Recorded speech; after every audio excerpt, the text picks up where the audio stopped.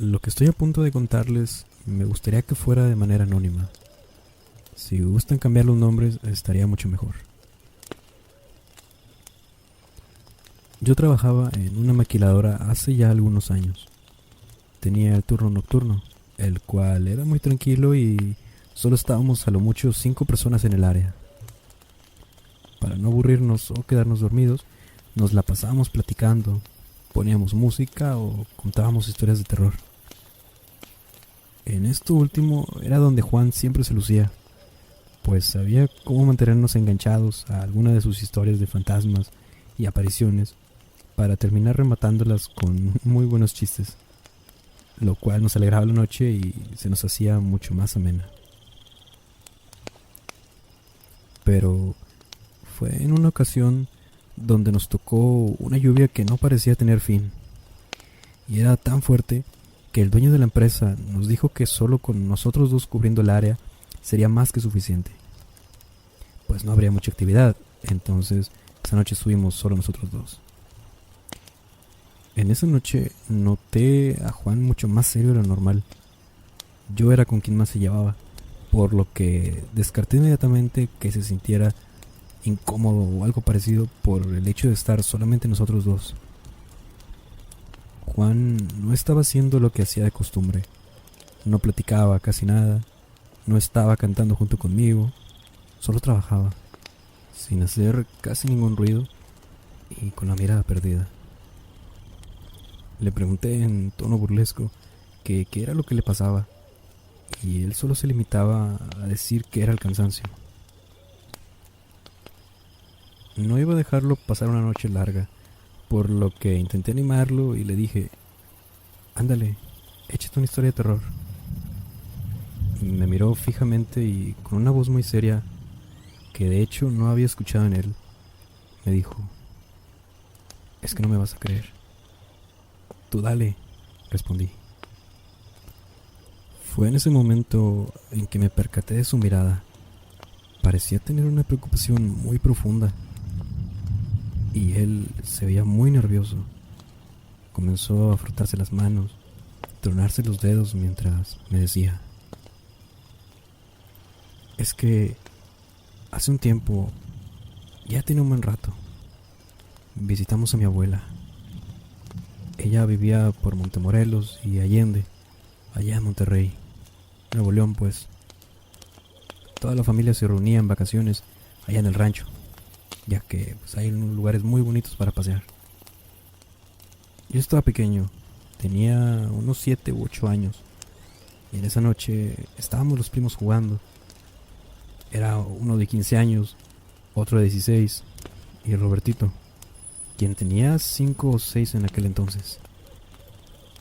Nuestros tíos ya se habían ido a dormir, habían tomado mucho, y a mi primo le acababan de regalar un celular con cámara y estábamos jugando a hacer videos disque de terror.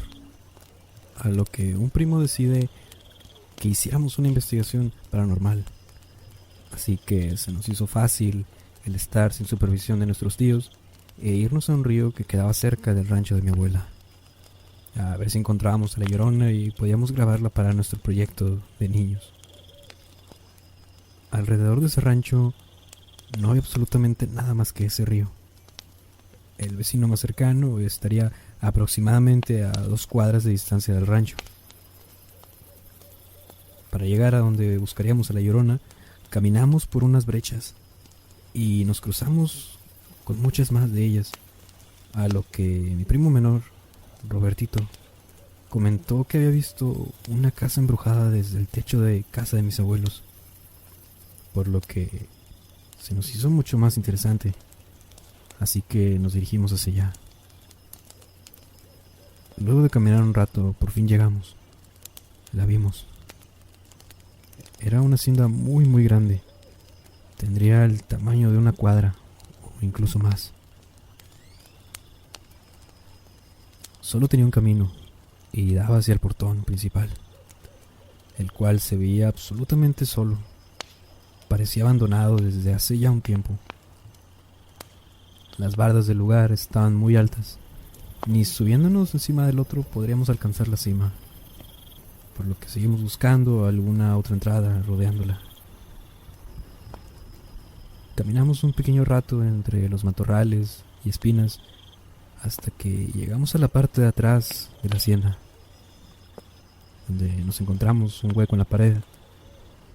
Ese hueco parecía como si fueran a meter tuberías o algo parecido, por lo que estaba muy pequeño. Mis primos mayores no cabrían, solo pudimos entrar mi primo Robertito y yo. Batallé un poco, pero pude. A lo que el plan sería que entráramos Robertito y yo, echáramos un vistazo rápido a la hacienda, grabáramos y saliéramos. Al entrar y recorrer un poco, llegamos a un patio que tenía unas cuantas luces. Los adornos, las paredes, todo era muy lujoso por dentro. Íbamos por un camino con losas, con unas formas muy extrañas, que la verdad no sabría describirte. Y alrededor un jardín muy cuidado, donde había unas estatuas muy extrañas también. Me hacían sentir muy raro, aparte del miedo que me provocaban. Mi primo siguió caminando mientras yo seguía distraído y a la vez fascinado con las formas de aquellas estatuas. Y al dar la vuelta, llegamos a una casa grande en la otra parte del jardín. Ahí vimos que estaba adornado con unas antorchas, formando un círculo. Te juro que no recuerdo bien los detalles y cantidades, pero había unas 3 o 4 personas, vestidas como con túnicas, como si fueran monjes. Uno de ellos tenía en su ropa varios adornos, bandas con símbolos muy extraños, y el resto se veían un poco más simples. Detrás de ellos había lo que parecía ser una cazuela muy grande, con palos dentro. Y enfrente de esos monjes había unas 6 o 9 personas, ellos vestidos normales, como la gente de por allá, rancheros. Todos veían el piso, a lo que también volteé a ver. Había algo muy raro ahí, no sé bien decirte qué era. Parecía ser un perro, pero más grande de lo normal. Estaba como aplastado, y al lado creo que era una persona, pues alcancé a ver lo que parecían ser manos. Todo el piso estaba lleno de sangre. No encontraba muy bien la forma de todo lo que había. De verdad, podría estar muy seguro de que era una persona y un animal, pero te repito, estaba todo aplastado. La piel estaba todo regado en sangre, todo revuelto, todo junto. Y no sabía la verdad qué hacer. Tenía demasiado miedo. No podía ni moverme. No me di cuenta, pero mi primo seguía caminando y lo vieron. En este punto a Juan se le quebraba mucho la voz. Lo veía muy pálido. Dejó lo que estaba haciendo de trabajo y comenzó a temblar. Se sentó en el suelo, recargándose en la pared, mientras metía su cabeza entre sus piernas y la cubría con sus manos. Parecía que se estaba arrancando el cabello. Se repetía a sí mismo: ¿por qué? ¿Por qué? En repetidas ocasiones. Me asusté, por supuesto. Lo ayudé a levantarse para sentarlo en una silla. Le traje agua y le pregunté que por qué le había pasado eso. Yo, la verdad, pensé que le había dado la pálida o algo parecido, ya que era conocido por marihuano. Pero por eso mismo sabíamos cuando había consumido, olía o lo veíamos. Pero esta no era la ocasión. No tenía ningún olor o algo que indicara que había fumado. Nada de eso. Después de un ratito me dijo: es que agarraron a mi primo. A estas alturas, de verdad quería que rematara la historia como siempre, con uno de sus chistes, pero no. Siguió contándome igual de nervioso. yo alcancé a correr. Con miedo lo único que puedes hacer es correr. Salí del agujero y mis primos me preguntaron por Robertito y por el celular. Yo solo les dije, vámonos. Y no me detuve corriendo por el monte y por aquellas brechas. Ni siquiera me detuve para ver si me estaban siguiendo. No podía dejar de correr. Llegué sin haberme detenido luego de unos 10 minutos al rancho y desperté a todos. Les conté y ningún adulto me creyó. Hasta que luego de unos 10 minutos llegaron mis otros primos y les contaron que cuando salí del agujero, las personas de la hacienda salieron y se movieron en sus camionetas. Mis primos corrieron también luego de ver todo esto. Mi abuelo, que ya estaba muy viejo, se levantó al escuchar todo lo que estábamos diciendo. Les dijo a mis tíos que se subieran a la camioneta y solo una tía y un tío nos subieron a todos nosotros a otro carro y nos fuimos de ahí. Mi papá, junto con mis otros tíos y mi abuelo, se fueron a otro lado y de ahí yo ya no supe nada. Cuando llegamos a la casa, no volví a ver a mis primos. Tomó una pequeña pausa y siguió contándome. Hoy, mi mamá me comentó algo.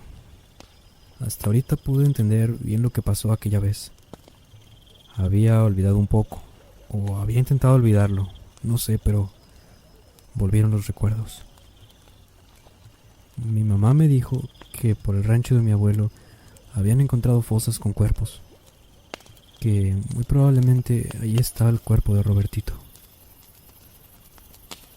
Me contó que después de todo eso, mi tía fue a anunciar la desaparición de mi primo, porque mis tíos no lo habían encontrado aquella noche.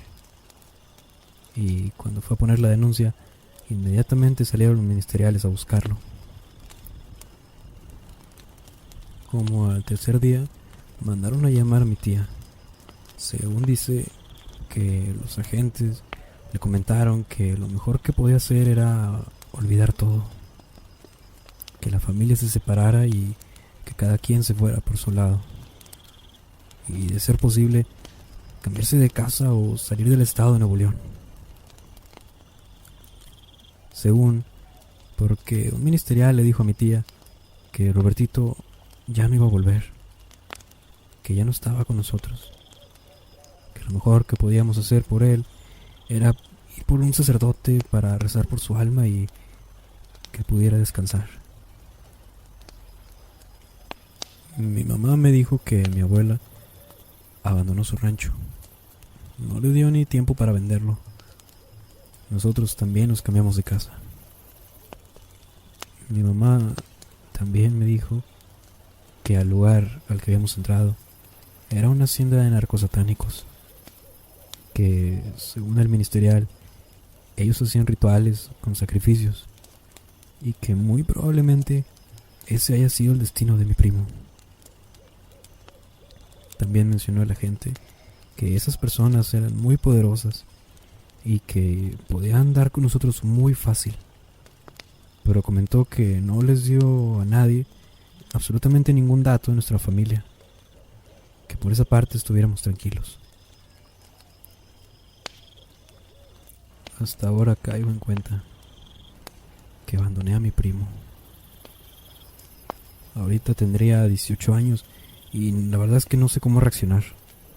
Me siento paralizado. Ni siquiera saben si el cuerpo está ahí, porque hay muchos cadáveres y la mayoría son de niños. Después de todo lo que me contó Juan esa noche, me fue muy difícil volver al trabajo. Muy difícil intentar llevarlo con normalidad. Cuando llegué a casa, abracé como nunca a mi familia. Ya nunca supe más del tema.